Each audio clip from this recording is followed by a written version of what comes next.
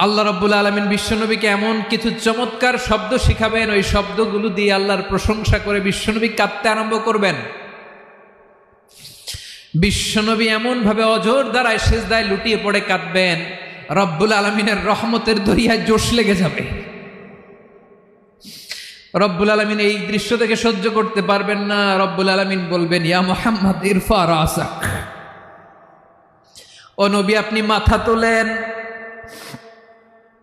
মাথা তোলেন, আপনার কান্না আমি সহ্য করতে পারি না। নবী আপনি মাথা তোলেন, সাল তুতা, আজকে আপনি যা চাবেন তাই দেব। নবী আপনি সিজদা থেকে মাথা তুলেন, সাল তুতা, যা চাবেন তাই দেব। ওয়াশফা তুশাফা, যার জন্য সুপারিশ করবেন তার সুপারিশ কবুল করে নেব। বিশ্বনবী এবার মাথা তুলবেন।